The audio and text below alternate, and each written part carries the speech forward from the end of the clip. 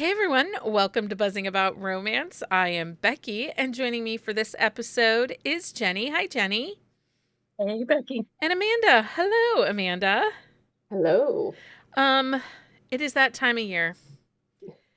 It's it's Yeah. it's that time of year where we must meet and air all of our grievances.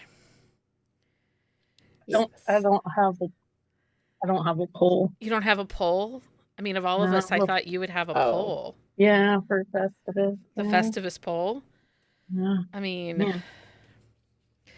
anyway. We're all just a hot mess tonight. So. Well, I was thinking about it today because there will be an update coming out Monday about episodes and things like that. And I was thinking about it today as we were getting ready for this episode. 2025 has just not been my year, and it hasn't been a lot of our years. No. Yeah. And we're giving ourselves an extra week of holiday winter break before we come back to the podcast, just because we need to reset. I need to reset, right? Yeah. That is fair. First I said to Michael, I'm like, no podcast all of January, and he's like, ma'am. Well, he stopped you before you got to us because we didn't hear that one. He's like, I don't think so. I don't think you do that. People will be mad at you.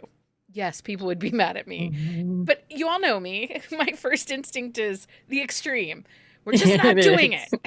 So, because I was feeling really guilty today. Again, there will be a post coming out over on Patreon. I forgot to finish the second part of the vote for your best favorite book of the year. I didn't even notice. So December just, things are great. Like, home is great, work is busy. It's just everybody's busy. We're just busy. It's just piled on at the end of the year. Right? And I had some work stuff. The biggest thing was some work stuff that for 3 weeks work was complete and utter chaos. But now it's okay. I think I'll be all caught up by the 22nd. So just in time, for new projects, right? Yes. So I forgot to do the favorite book of the year vote. We will resolve that on Sunday's episode. Sunday's episode is our best of 2025. I will talk about the books that were nominated, and we'll give shout outs there. So you putting in your nomination will not go unheard. And as I was reading the list, many of them are books we've read. So I was excited to see that what we're reading is really reflecting on the community, because I sent this to Amanda earlier today. Jenny, you're going to laugh so hard. We got our Spotify wrap for being a creator. Okay. And I'll give everybody all these statistics. It's really exciting to see our community of listeners is really growing over on Spotify. Like, we're doing phenomenal, which is why, again, Mike's like, you just got all those amazing numbers and you want to be like, we're done for a month. I was like, okay, fair. Yeah. But fans of our podcast, so people that subscribe and listen to Buzzing About Romance, their top audiobook for 2025, Jenny, any guesses as to what you think it was? I feel like I should know this. Oh, no. No. It's not something that you Oh. would think. It's not something you think our And I listeners have no would. idea. No. Great Big Beautiful Life by Emily Henry. Oh. That was the Good. most listened to audiobook of our listeners on Spotify. Yeah. I guess you all are listening to it, so you can tell if you like it or not. I mean, Let us know. it wasn't like, it was just, I was like, we never talk about Emily Henry. Like, unless we're just, A in lot of general, people I just really thought like it was, her, but Well, I haven't read her. it was just funny. Well, and to me, and I think we've mentioned this on the show, an Emily Henry book to me is like an Abby Jimenez. It's upmarket fiction romance. Yep. It is more about the female main character's emotional journey than it is the relationship between the male main character and the female main character. So to me, it doesn't quite fit That romance. the romance umbrella. Yeah. Yeah. So everybody's like, in the YouTube comments, everybody's like, what? Huh? I'm so confused. Exactly. We are equally confused. Or we know what you're listening to. Well, now we know. Well, and their top music, which this tracks, yeah, sort of. It's Taylor Swift was the favorite artist among our listeners, but that's our demographic, right? Yeah. Right. So, our top countries: United States, Australia, United Kingdom, Sweden, and Germany. So, Swedish citizens, thanks for listening. Yes, thank you very much. I mean, for 59 of our listeners that like subscribe and follow the podcast, we were their #1 podcast of the year. So that's pretty exciting. Yes, very exciting. Spotify creators gave us the following trophies. We are a 2025 Rising Star, a 2025 Marathon Show, which means when people find us, they listen all the way through. Yep. Which is a commitment. It is. That's, yeah. And a 2025 Talked About Show, which means people have shared and recommended using the Spotify share link, have recommended our show that way. Our listening time is up 36% for 2025. We have 59 top fans. We are up 20% in our followers. Total audience is up 35%. Total new audience is 999%. It doesn't go to 1,000. And per month, people listen to us at 2.9 thousand listening hours, almost 3,000 listening hours a month. Our top episode, the episode that people have listened to the most, is episode 259, which is where I think it was our middle of the year episode where we talked about releases coming the second half of 2025. Oh. So episode 259. So that was our Spotify wrap. Still not sure about you, Emily Henry listeners, and how you listen to us talk about Leah's cheating books and produce. 259, you said it was? Yeah, episode 259 is our most listened to episode. Yep, that was the releases to come in the second half of the year. So, yeah, so funny. But we're glad you're all here, and we're glad you're listening. Because that was some good stuff. I was like, oh. But my reaction to that was, cancel it all. That was your reaction to that? No, that was my reaction. That was before, it came right? at the same time. Like I had that, and then I had the, oh shit, I forgot to do the vote for your favorite book of the year thing, and I'm just like, what did I do? Anyway, so let's talk grievances. I have some other good stuff, but we'll wrap up the end of the episode with the other good stuff.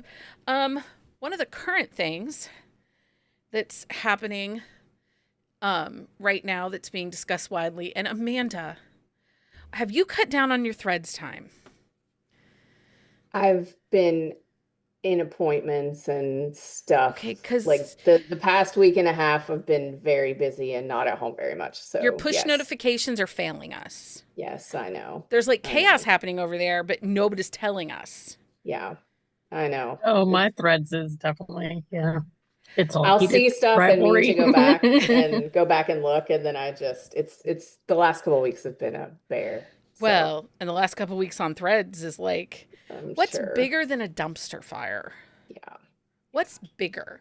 Like a trash, like the junkyard, the dump caught on the fire? the trash heap on fire. And see, when I think of the trash heap, I think of the fun Muppet from Fraggle Rock. You know, she was like the voice of wisdom. You know who I'm talking about. Yeah. But no, we get like down here, everything goes in these massive. Oh, Michael says worse than a dumpster fire is a tire fire because it smells bad. Oh, it smells so bad. Yeah. Because we're in Florida, we get these, like, our only mountains in Florida are trash heaps. Oh. So, yeah. Delightful. Yeah, we got one of those not too far away from us. In Michigan, they turn outside of Detroit is Brighton, Michigan. They turned their trash heap into a ski mountain. It was That a seems trash heap. dangerous. Yeah, it definitely does. I'm It like, was a not trash everything heap from like the degrades at the same 1920s rate. Ooh. till the end of the 70s. They did an EPA cleanup and turned it into a ski mountain. Huh. I skied and survived, and I don't have the cancer. Maybe a little bit, we're okay. I've done it. I did it drunk, but I did it. I mean, I think drunk would be the only way to do it. Yeah, Yeah. I would chicken out. Anyway, one of the things that came up today, because there's a couple things that have been stewing this week, but this came today. So we knew that when the USA Today brought back their reader list, or their top list, we knew that they weren't doing it the same way they used to do it. They call it the bestseller list? Is that what they It's call the it USA now? Today Okay. bestseller list. Okay. It used to be the USA Today bestseller list previous to it shutting down, and I think it shut down in the end of 2022. When it Yeah, I shut think down, so. previous to that, the way to get on the list is you had to have two sources of at least minimum two sources of sales. It was you could list for ebook or ebook and paperback combined, or ebook and physical book combined, and you just minimum sales had to be $5,000. And then they would start going from there. But you had to have two sales sources, which was why, like, it was harder for KU authors to make it. But when an anthology would go wide, that's how they could make the list and get their letters. So for those new listening, when I say get their letters, I'm referring to being either a USA Today bestselling author or a New York Times bestselling author. The bestselling author moniker in the industry, they call that their letters. So we knew coming back when I think it came back last fall, right? 2024. Yeah, it says 2023 revamp, but I think it happened like near the end, and I think it started like back full force like 2024. But Yeah. the hiatus started in 2022. Like they took all of 2022 like off.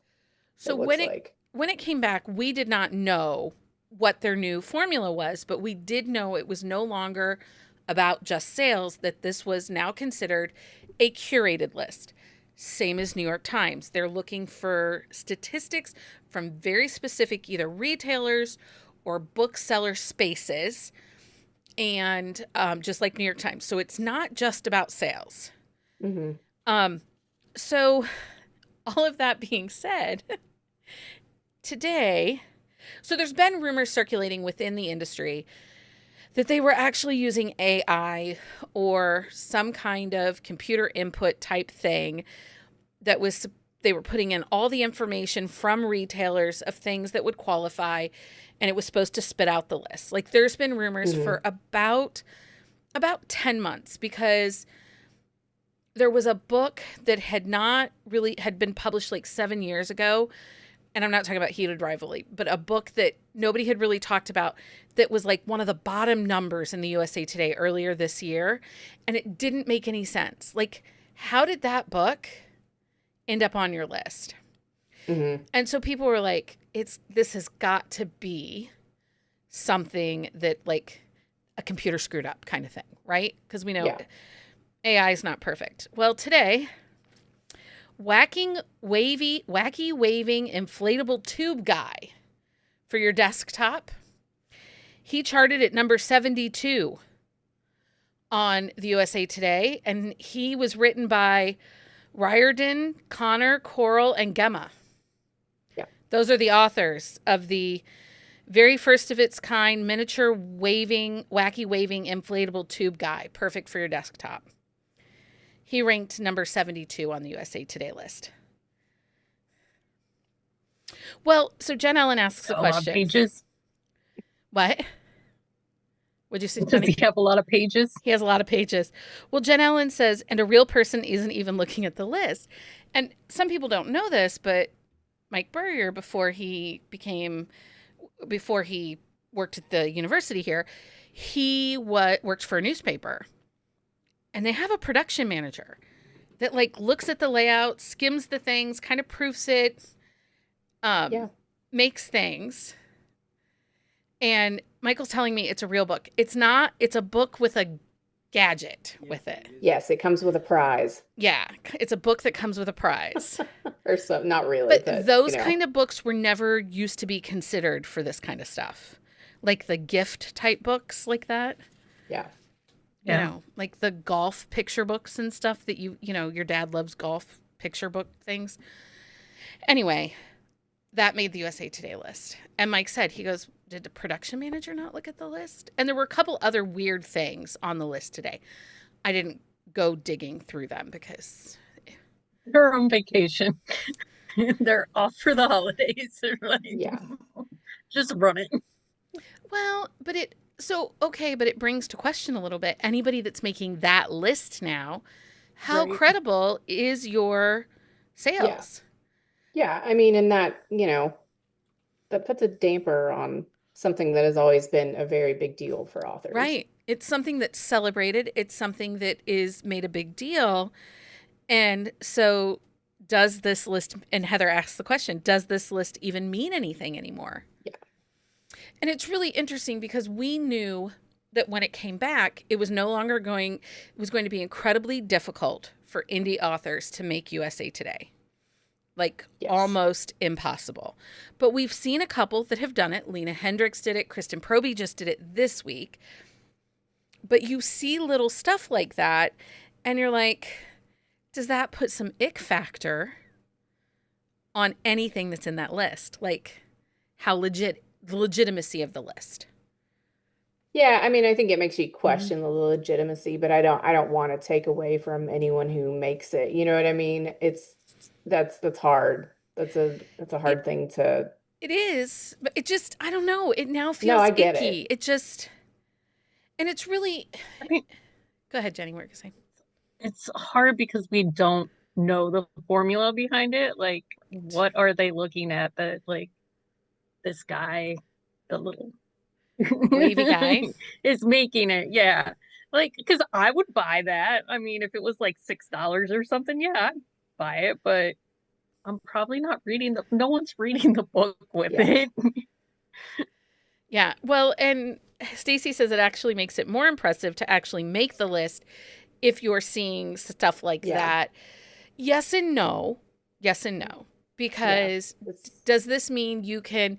So one of the concerns has been with these lists is people who are writing AI books, using their AI to write their books, and they're making lists like this now. How legitimate is this? Do you know what I mean? Like, how do we weed out the non-books, the ones that aren't written by humans? Because both USA Today and New York Times has said they prioritize human voices in their listing. And now you've got stuff like this sneaking in. It just creates a lot of questions. And again, like you, it makes me question, like, how did they make the list? Yeah. Well, and I mean, you could add something to your book, you know, like. So Mike's doing the research for us, guys, because we've got him interested. 23 is a puzzle game book. And number 24 is a screaming goat. Toy. I saw somebody talking about the screaming goats, but I didn't see it. We have the screaming goat. Yeah. Those made the USA Today list. Oh yeah, it was a stocking stuffer last year, so that makes sense. I mean, we're coming up on Christmas, so yeah. But this list but I is just a question mess. if like you could add something to your book, you know, like you get a free hat with this purchase, and now you're at the top of the list. We're kind of already seeing that happen a little bit with romance. And again, I'm not trying to take anything away from anybody, but one of the things a lot of authors are doing are these pre-order campaigns. Yeah. And it is, some of the authors are doing it because they want to share the goodies they've had created for their books, right? And this is a way to give it to readers over influencers. And a lot of authors prioritize readers over influencers. Like, why am I going to send an influencer box out and potentially that influencer isn't even going to touch it? But if I put it at a bookstore where I know they're going to buy my book and they get those stickers and stuff, my readers are going to be more excited about it than an influencer, potentially. So, but we're already seeing these pre-order campaigns. That's how Helena Hunting, with her current Toronto Terror series, has made it onto the USA Today list. She's had 2 or 3 pre-order campaigns with those books. That's how Kristen Proby made it this time. She had two or 3 pre-order campaigns at certain indie bookstores where you got, if you bought the paperback, you got this special edition stuff. Catherine Cowles, with her last release when she made USA Today and New York Times, she had a pre-order campaign, and she had like 6 separate pre-order campaigns. Yeah. So you say, hey, if you buy this book, you get a free hat. We actually are kind of seeing some of that mentality happening, so that there's more eyes on stuff and it is making lists. Oh yeah, I love the incentives. Like, I'm a fool for them. I'm not saying they're bad. We all do. I bought like 12 copies of Tara DeWitt's last book so I could get all the art that's in a box somewhere that I don't ever look at, but I have it. So it's just interesting because, again, without a transparent formula, without us knowing how you come to your numbers, we're all sitting here going, side eye, sister, don't think this is as legit as you think it is anymore. But it also, with this stuff that's made USA Today this week, it's also like they're obviously just throwing numbers into BookScan. Or they're throwing numbers from BookScan into some kind of algorithm, and it's shooting out a list. Well, yeah, it wouldn't be, very hard to do at all. Michael found a graphic novel, The Action Bible of God's Redemption, that made the USA Today list. And it was 20. It was from 2020, and what did it rank? 2020. Okay. Oh, it was number 81 on the list. It's never ranked. It's from 2020, but it's number 81 on the USA Today list. Okay. I have a feeling like several Sunday schools are going to be getting that for Christmas. I'm like, somebody's going to be disappointed. Yep. Yeah. Okay, see here. There's been a couple I've seen where you can email a copy of your pre-order and get a signed book plate or bookmark and art, and then the Olivia Day dust covers. We're not talking about the Olivia Day dust covers. I have an extra around here somewhere. Because I bought it 3 times. Oh, the last small town one, or the other, the Zom rom-com? The last one too, because okay. It was all on those same 3 orders where the Zom rom-coms. And you had them all on. Okay. The second, because you gave me one of the Zom rom-coms, and then I bought the other one. So yeah, that's probably the one you have the extra of. Then I have a problem. I love those dust book covers. I wish more authors. I'm actually trying to talk Erin Nicholas into that this week, because she has a man chest cover for her next release that's coming in January. Oh yeah. She has her man chest cover, and then she has her cute illustrated cover. And I was like, you should just make a dust cover of one of the covers so that I can only have to buy one book, but with both covers. Yeah, that's a good idea too, for just people who want to, have both options. Yeah. Yeah. But yeah, we all know that I can't. I was supposed to be not buying books and for the rest of the year. And then Susan Stoker put out the Tushy covers, and I was missing one, so you got it. I got it. I don't think I've bought a book in a couple weeks. I don't think I have. I think one Friday. I saw you. I didn't buy it on Friday. You bought a book on Friday. I did. But that shop's cute, isn't it? It is adorable. Yeah, it's so cool. I love it. Oh wait, Heather, I need those from Susan. I put it in the group chat today. So she's got to catch up. She might need to. Okay. AI. It was the topic of conversation in the book world in 2025 for so many different stupid reasons. Yep. First of all, I want to talk about the whole AI witch hunting. I am so over it. And especially because these are people that think they know the industry because they read a book one time. Yeah. That's like saying, okay, so I used to joke with the nurses at the Cleveland Clinic that I was a GI fellow because I'd been in a GI fellowship for 14 years because of my son's liver disease. But it was a joke. Legit. Some of these people, these humans, they read a book one time and now all of a sudden they know everything about the industry. And it's like, you don't. The whole M dashes versus ellipses, you know, if you don't use both in my text messages. Like, yeah, things that I type out on a phone. I mean, you know, hello. And also, do you know, first of all, if there's an M dash in things, I would like you to know they've been in books since pre-AI. And on a Mac, it's really complicated to make an M dash. It is command, the little thing, shift, command, and the dash to get an M dash on a Mac. And it has to be like, and mine only works because I do this all the time. When I edit or proofread, I put them in there and it has to be on my number keypad. Like it won't work on my other dash. Like it has to be the one on my number keypad. Yeah.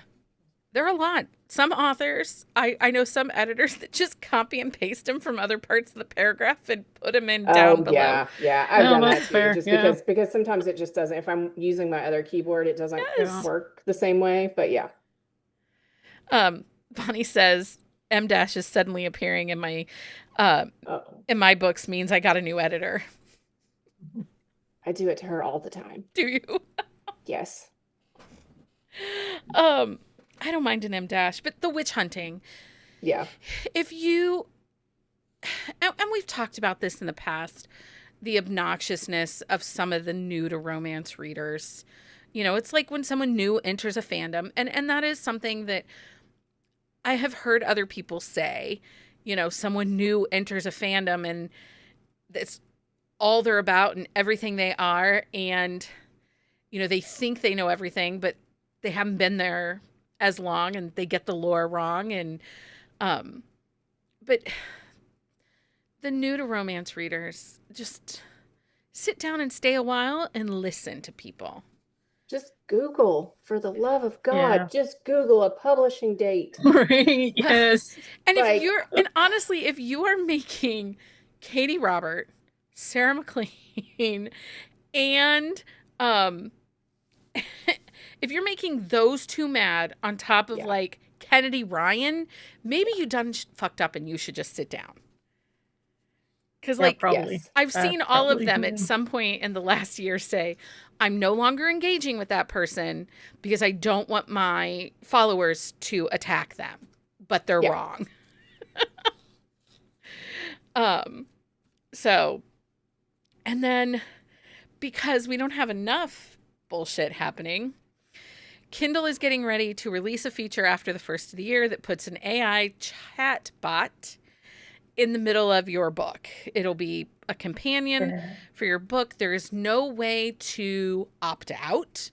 Even as a reader, there is no way for us as readers to opt it out. There's no way for authors to opt out of it. But I saw an author that had it beta showed up on their app. Oh, yeah. And they were like, can you tell me who this character is? AI chatbot got it completely wrong. Like, said they already have like the synopsis too. Like if you, they already rolled that out for everyone. Like if you want to, like, it says, you know, find out what happened in the previous book in this series, and that's all AI generated too. Yeah, the like series recap. But some of those series recaps are wrong. And I try not, and I want to test it. I looked at one and it was very vague enough that it wasn't wrong. But I was like, I want to keep testing it, but I don't want to keep using it so that they think it's a good function. Yeah. You know, like, I don't know. Are they taking this, like, are they keeping track of how many people open it? I don't know. One of the influencers, like Kayla reads a book or something, Kayla with a book. Oh, yeah. She was suggesting that we all, like, you get feedback at the bottom, like, was this good? Did you like this? That you just start putting in the feedback. I don't like this feature. It doesn't work for me. All of this was wrong. And just inundate them with feedback, because Amazon, KDP is telling authors that this is reader driven and No. it's not about the author, it's about the reader Maybe experience. high school readers that are like, don't want to read the book. Like, Can you hey, imagine there's like Great Spark Note, Gatsby, like Cliff who Note. dies and then they get it all wrong? So, Well, I mean, it's like cliff notes that are not accurate. well, I don't know. right. and Jen Ellen mentions, I'm so far into Kindle world, I can't switch to a new system. Same. And that conversation is happening on Threads. You know, last year it was book talk this, book talk that. This year is all about Threads. Michael's telling me Amazon is investing $100 billion in OpenAI. So this is all Yes. part of that. Yeah, they are. So, Jen Ellen, many of us are invested in Kindle Unlimited, and there are, I don't think it's authors. I think it's readers saying, authors, you should leave Amazon. Don't put your books. But maybe there were some authors that were saying they were pulling all their books from Yeah, Amazon I did see platforms. some. I saw like one Yeah. or two, but they Not weren't anyone people I that's knew. like huge. And Yeah. no publishers are pulling their books from the Amazon platform.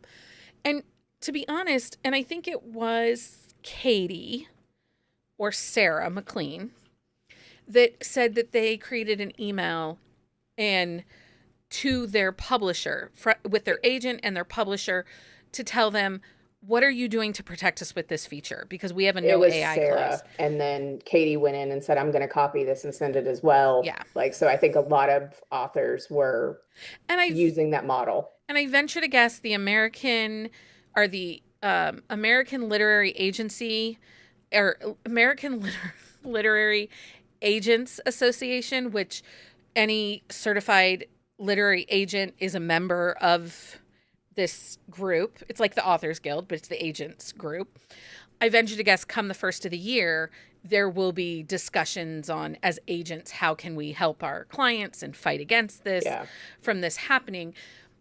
But I don't think that there were any like big, Amazon didn't go to publishers and say, hey, we're going to do this.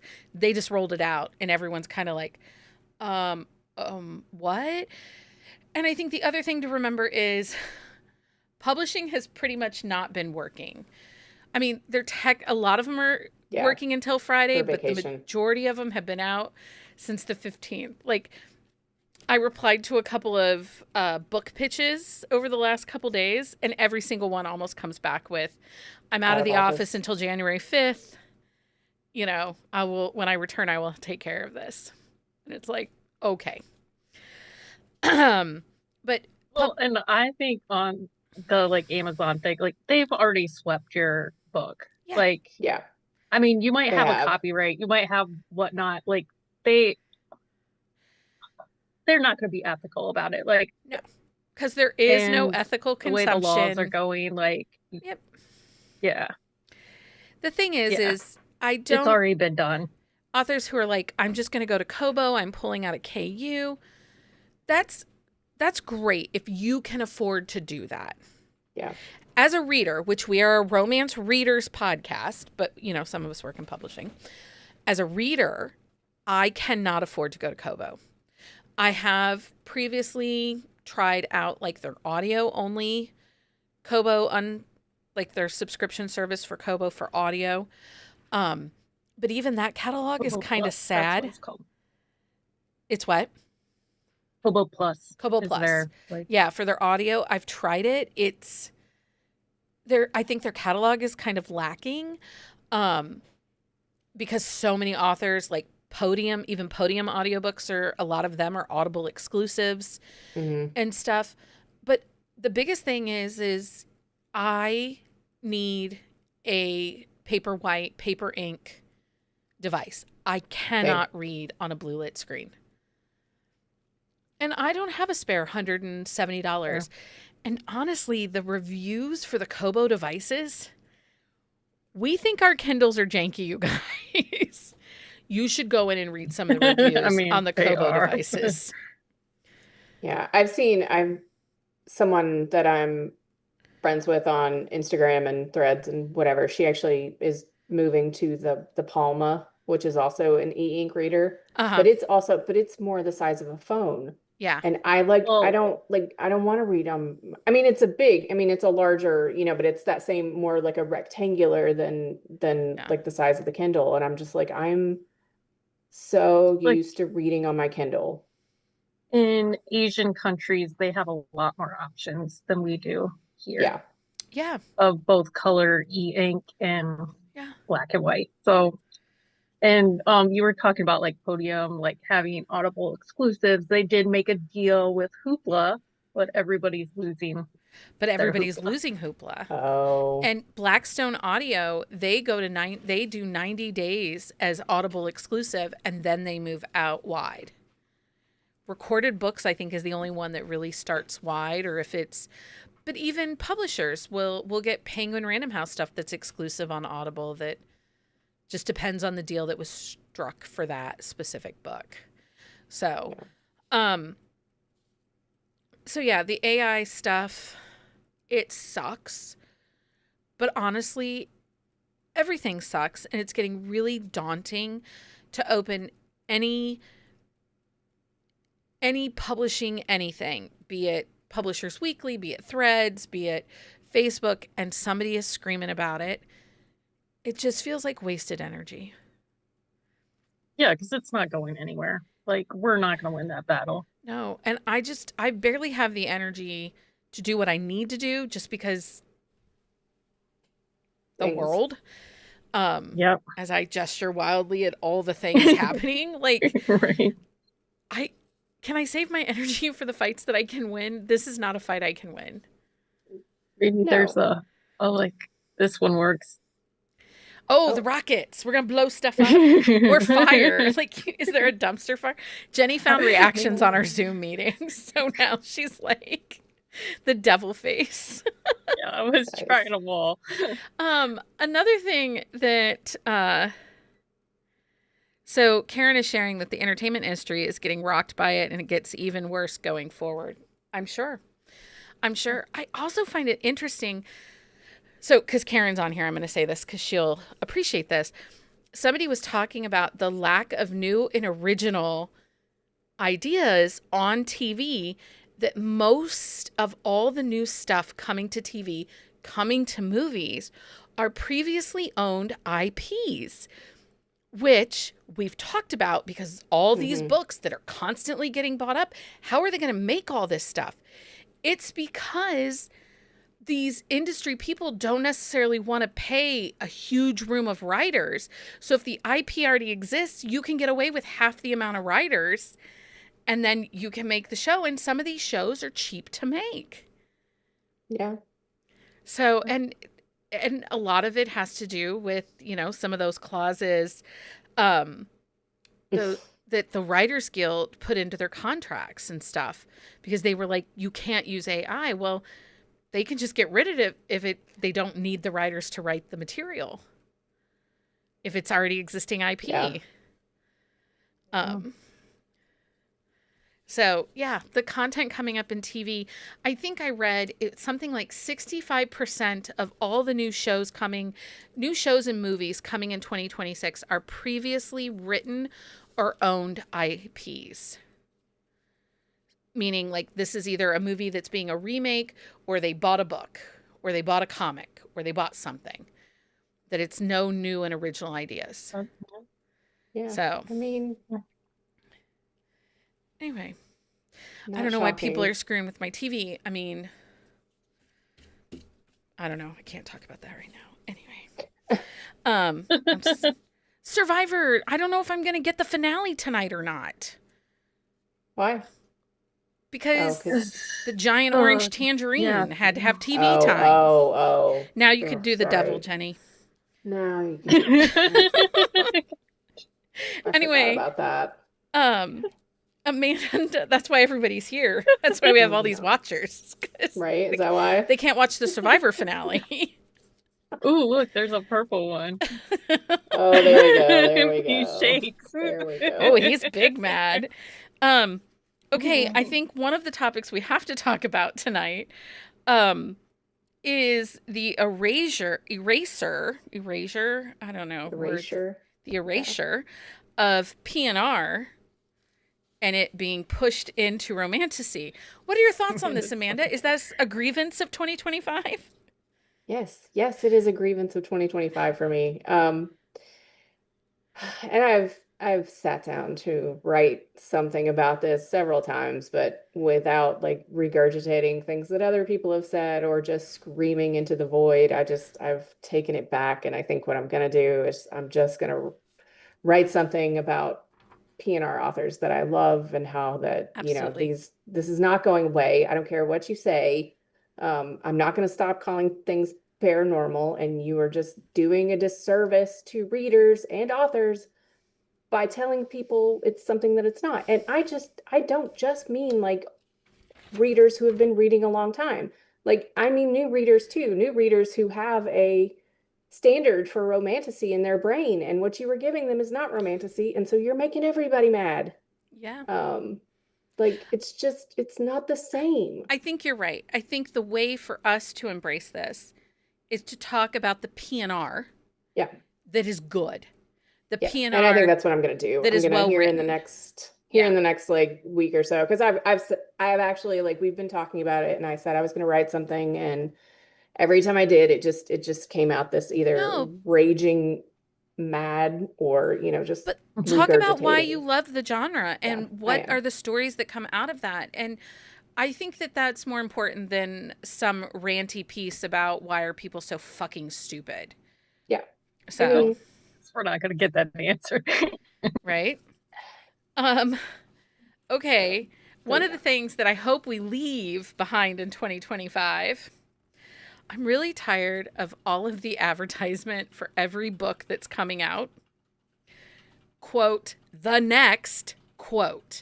Like when we got Shield of Sparrows from Devney Perry, the next Fourth Wing, the next not Emily Henry.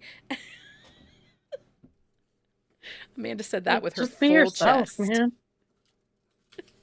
And so that was another one. There was a book that came out recently, and I won't name the book because it wasn't my favorite, but it was like something mixed with Twilight. There's no shade of Twilight anywhere in that book at all, and it is on everything. It is everywhere. And I'm blanking on the other comp that they use, but it was this mixed with this, and there's not even a love triangle. Like, it's not, there's no vampires, there's no shifters, I know what book it is. Yes. But yeah. And it's like nothing to do with Twilight in any way, shape, or form. Like, so Jen Ellen So, says yeah, it if you're has to gonna have do been it, I really think it was only bad. because the author like mentioned that she enjoyed Twilight, and that's what got her into writing. Yeah. Amanda, Jen Ellen says it has to have been really bad because her and Amanda 100 other usually people finds something positive about every book she reads. And it wasn't like there was a shade of like a storyline in it that was fine, and I might read the next book just because the core line is mythology. So I love like anything to do with mythology, but it was like they just kept saying Twilight, and I'm like, there's nothing Twilight about this book other than it's set in like the Pacific Northwest. That's it. Like, yeah. I don't know. Sorry, that was just like, that's okay. No, I didn't mean to go that's off on the a tangent there, but that's what we're here for. That's what we're here for. But make it accurate if you're going to compare it to something. That's right. That's right. The other thing is, and then we're going to go to our Festivus miracles, but I want to talk about one last thing before we go to Festivus miracles. Demands on authors and what they write. Yeah. Like, I think that this was the year that, was it Rena Kent? No, it wasn't Rena Kent. It was somebody else. They published a book after a long hiatus, not on the book, or not publishing because like their mother had died, and anyway, she wrote it as male, and people were not happy about it. That was Rena Kent. Was that Rena Kent's book? And it's like, you can be a fandom, but if an author does something to a character you don't like, go write fanfic. Go read the fanfic. Do not go into an author's... There's plenty of it. Don't go into their comments and be like, I really wish you had made it this character and they were this character together. What? No, ma'am. We do not act like that. No, I have conversations like that all the time with Karen about certain authors, and we talk about it privately. Like I would never say that Right, to right. somebody. Group Like chat. Get a Yeah, group it's chat. group chat. theirs. Like, Like, I just don't. So, I deal with a lot of it goes authors. back to the whole like authors don't owe you anything. They Like owe us you no. nothing. buy a service from them. Like it is not, they don't owe you a Yep. certain Well, and there was an author relationship today or talking on Threads about, no, I don't think it was an author. I think it was an influencer. And they were saying, here are the reasons why you should not think that you are best friends with an author. Like, don't be DMing them. Don't be making best friends with them. And I actually struggle with this a little bit because, so I'll hear every once in a while from a client that I did like a beta read, and I don't message an author as I'm reading and be like, that's a client. Like, they're paying me for my feedback. right. Yeah. I don't message them and go like, oh my God, this line is amazing, or I really love this scene. I put it in my final evaluation of the whole manuscript so that it sounds professional and not like, Stanley wrote it. Like, do you know what I mean? I and even when I'm editing, I don't leave comments like, "Oh my God, this is going to be such a great scene." I'll give a full evaluation at the end of the edits, but it's kind of that hyper focus of my brain. When I'm in edit mode, I'm in edit mode, and stopping to message someone about their stuff, it just doesn't compute for me. Yeah, I mean, I'll put it in the document and I might say Yeah, oh, that's I how love I this do it. scene, but generally it's also for you could use this for marketing Yeah. situation is kind of like where I'm going with it. Or if they ask me specifically, be like, what did you think of this scene? Like, Yeah. could you put this? But yeah, in the document, not like I'm not sending like a private message, No. you know. It's I don't know, but So some authors really like they live off that. They really like it. It fills their bucket. yeah. But I I don't know. Because I just feel like it's I don't weird, think it's, right? yeah, You I don't don't want think it's healthy as a reader either. To Because message like they're going to disappoint. Yeah, they're going to disappoint you at some point. They're yeah. human. And yeah. then, like, you have made this into like that parasocial relationship. Yeah. You have made this into something that it's really not in reality. Like, yeah, But then I it's make just not authors healthy. mad like Krista Sandor because I don't read dedications and author letters. Well, I mean, she did write a whole paragraph to you. Like, More than once. They're going to start calling me names. She and Aaron Nicholas have decided in their dedications and in their author notes, if they're going to mention me, they're going see to how start long it calling me takes. names and see how long it takes me to realize that they've named me things. So they're like, we're going to call This is you. why I read every page. I do too. Yeah. Okay, Festivus Miracle. I think a festive miracle this year is KU books can finally be in libraries. Yes. Woo-hoo. Yes. That was a Festivus miracle. Whoever thought that would happen? Right? And it just kind of popped out of like, I mean, Yeah, I just didn't see here it we coming. go. Was there a book this year? Oh, I guess we could talk about this on Sunday, but was there a book this year that reminded you why you loved romance? If it's your top read of the year, don't mention it because, we'll talk about that on Sunday. Is there another book? I think I said this too when it was my book of the week, but the Shop on Hidden Lane by Jane Ann Krantz, and then we got to talk to her, which was also just like a bucket list for me. But I hadn't read her books in a while, and it was just like A warm hug and a yeah, cup of and I think I cocoa. put it in my review. I was like, this reminded me like why I loved her and why I've read so many of her books across like multiple pen names, and it was very nostalgic for me. It was like very like this takes me back to like when I first started reading, and it was a big like internal moment for me. Yeah. You had some big moments this year. Yeah, I did. You got That some was a big big one for me. interviews under your belt with some authors that you were like, Yeah, I mean that one was probably like probably like just because of how long I've been reading her. Yeah. And then, and then we did LJ Andrews too, which was another really big one for me. But I was like, I'm newer to her books, but I'm a very big fan. But yeah, I mean, Leah lets me tag along when it's somebody that I really like, because Yeah. let's be honest, I'm not the one leading any of those interviews, but Well, yeah. and Jenny had a big moment this year too. You finally in person got to meet Penny Reed. Yeah. Yes,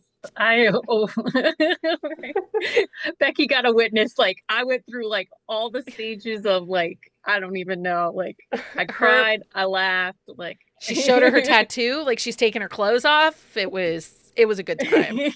She's like, "Look. it was. Look. Yeah. Slow down, sister."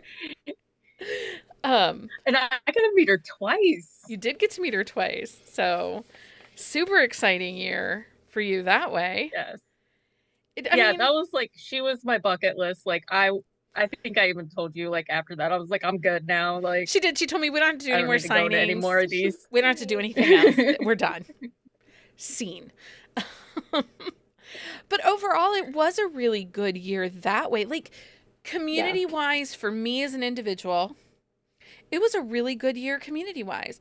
Like, our Patreon, I just love our community. Like, that has been one of the, to be honest, they keep me going. Like, not just because of the work stuff, but like, oh, it's Wednesday night. Got to get off the couch. Let's go do this. But it is our Patreon members. It's our community. It is our friends. It's the people that tune in every week, and then like last week, Jen Ellen was missing and we missed her because we reviewed a movie that was on Netflix, because that's all there was to that last week. Yeah. It was a movie on Netflix. I think I'm good though. It was just a movie. It was fine. But I love our community. So, I mean, it's kind of the best. What else?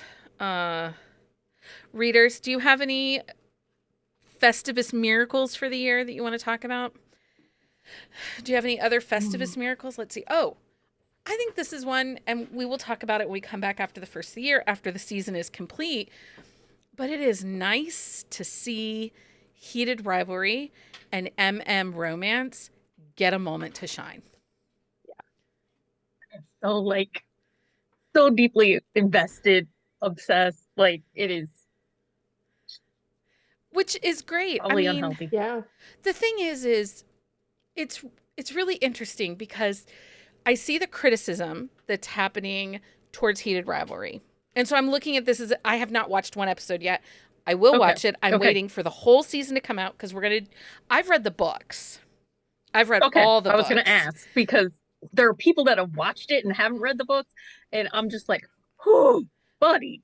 I've read all the books because that was, Karina Ador's early days. So like I have read all those books. But it's really interesting to me on a observer of the book world, as a person within publishing that provides commentary on the book world.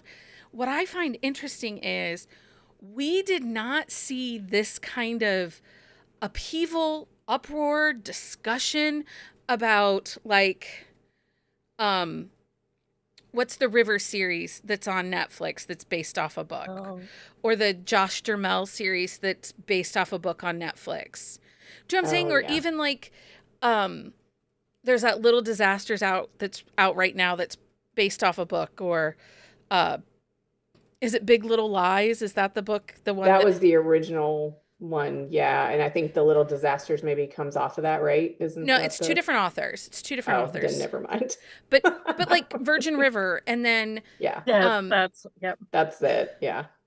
Strange People, Apples Don't Fall. Like, there are tons of content out there that is based on literary IP, but there are not these huge waves of discussion about who should get to write those books. I'm sorry, I don't believe that the author. I think Jodie Foster wrote like all those books. She's not a child that survived cancer. You know what I mean? Like Sister's Keeper or something like that. Like, so there's so much discussion happening about heated rivalry. One, because it's popular, and one, because it's queer. That we never see happen about other IP turned into TV. We did not even see these kinds of discussion with Game of Thrones and George R.R. Martin. Like, there was not this kind of, like, disenchantment and fighting and people saying, you know, like, George R.R. Martin has never wrangled a dragon. I can guarantee you this. He has no right to write a dragon. You know, it's like those kind of stupidities. But I have, you know, I actually asked, it's an older episode that is out there. I had an interview with Max Walker and Roan Parrish. Mm-hmm. And I asked them about own voices because both of them are queer, living in the queer community. And I asked them about own voices. I was like, do you think that it's wrong that there are people that they assume are straight women writing queer romances or people? And both of them said to me, it is not our job as readers to out an author. It's not our job.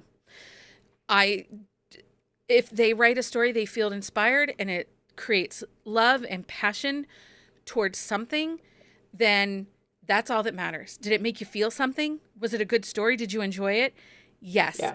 Does it bring love and light to situations? Then it's worth it. And for them, who are people that have had a lot of rejection in publishing or, you know, Roan has trad pubbed some books, but other books she gets rejected on.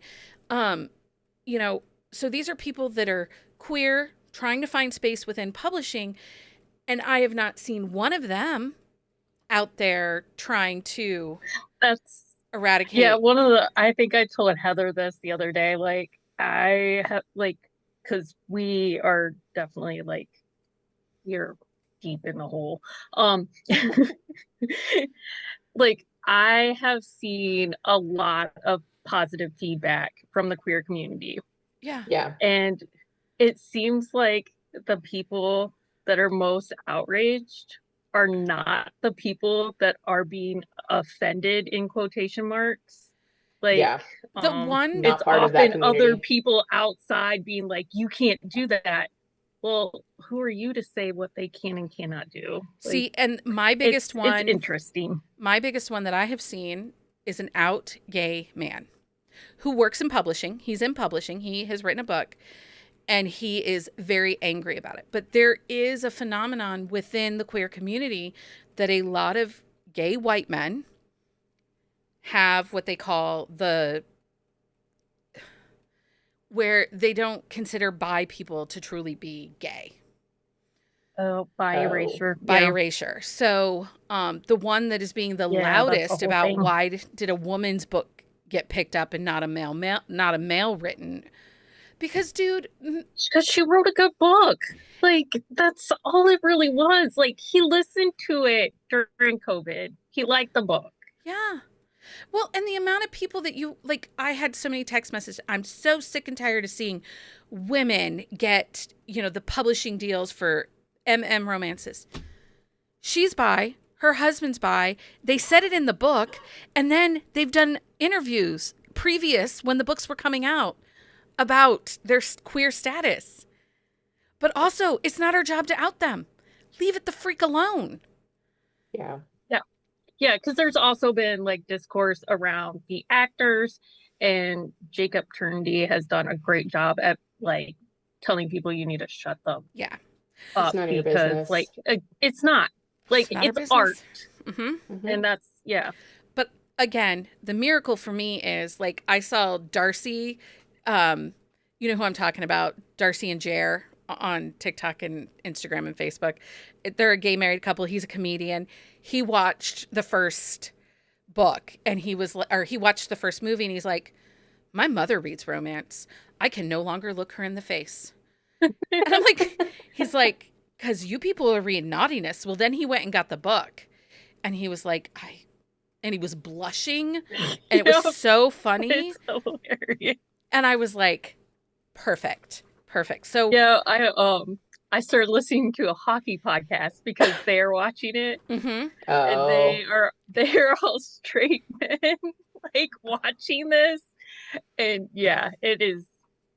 It's Yeah. a hoot. Well, and there's a That's lot of funny. people say, like, how realistic is this movie that closeted gay characters are, gonna find each other in a hockey? And I'm like, yeah, they're all closeted. If there are gay men on professional Right. sports teams, 99.9% of them are closeted. That's completely real life, dude. Yeah, like any Any high professional sport. Yeah. profile professional sport. Yep. Yes, 100%. Yeah, I Yep. mean, and not for nothing, but like how often do most of the romance like books that we read, how often does that generally play out in real life? It doesn't. Right. Not Right. really. I mean, we read it for the HEA, we're reading it for Right. this, this beautiful Yes. love story that you're probably not going to ever see in real life. I mean, come on. Yeah. We're not writing an autobiography here. Okay, so before we go, Yes. we're going to talk about, in the spirit of Festivus, what is one thing we're going to let go and one thing we want to hold on to. So, I'll go first since you both are like, I'm not prepared for this question. Yes, So Even though I did read it this time, I but did. I did. one of Yeah. the things that, in the spirit of Book Festivus, that I am going to let go is my reading goal. I have never not set a reading goal. I usually just make it 50, but I'm done. Work is too busy. When I read, I just want to read. I earlier this year let go of my Kindle streak because there were days I didn't pick up my Kindle because I was reading for work, and I just, my eyes were tired. I just couldn't do it. So I am completely letting go of the reading goal. There will not be a reading goal for me in 2026. And the one thing I'm going to hold on to is this community. I'm not letting you go. We're not quitting in 2026, you guys. Just saying, Okay. that's what I'm holding on to. Yeah, I'm gonna hold you to it. I'm glad this is recorded. When I'm like 3 months from now, I'm like, we're freaking done. We're canceling the whole summer. Jenny, what's one thing you are letting go and one thing you are holding on to? I think I'm just gonna let go, like being angry with people that like call out authors for bad behavior. Like I don't care anymore. Like just read what you want. I don't have time for this. Like they're bigger fires. Yeah. And What's something you're going to hold on to outside your job? yeah, I would hope to hold on to my job, but I mean, I work for the government, so you never know.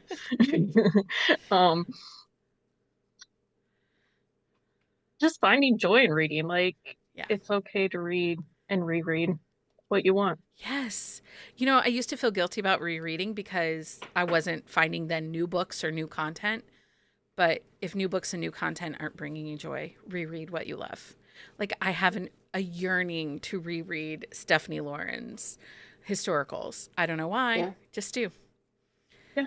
What about you, Amanda? What's something you're going to let go of and something you want to hold on to? I don't know what I'm gonna let go of. Not book buying. Don't lie to us. No, no, I mean I wouldn't even attempt to say that. I don't know. What am I gonna let go of? Okay. So I think I'm gonna let go of my just irritation with things being popular and not reading it because it's popular. Don't lie. I'm gonna try really hard to not let that like put me off of a book because I'm probably missing some good stuff, but Probably. What's something you're going to hold on to? I'm gonna hold on to backlists. I did not binge nearly enough this year. I'm gonna do that more, especially, things written like before 2020. I'm finding comfort in that. I'm just gonna continue to make time for it. So Yeah, I think that sounds great. Anyway, thank you guys for joining me for tonight's Book Festivus. good time. If you are part of our Patreon, we are holding our Patreon Book Festivus Saturday evening, 9 p.m. Eastern Standard Time. Make sure you check your email for the link. It'll also be posted over on Patreon. Try to have a poll. You better find a poll. Yeah, I'll find a poll. Can Jeremy install one in the bedroom right there? No. Oh, No, you do not. No, I need my house to be standing, please. okay. Um, we'll be back Sunday night with our last episode of 2025. We'll be right here on the YouTube. Find out our top reads of 2025. I was like 3 each of us, and I'm like, damn, I have to find 3 books I liked this year. You know, I have a lot. It was not a great reading year, but it's Use a okay. trilogy. Maybe something that's Yeah. a trilogy. I don't know. But we'll be figuring that out in time for you Sunday night, 9 p.m. right here on the YouTube. Thank you for joining me, everybody. Thanks for having us. Until next time, everyone, happy reading. Bye.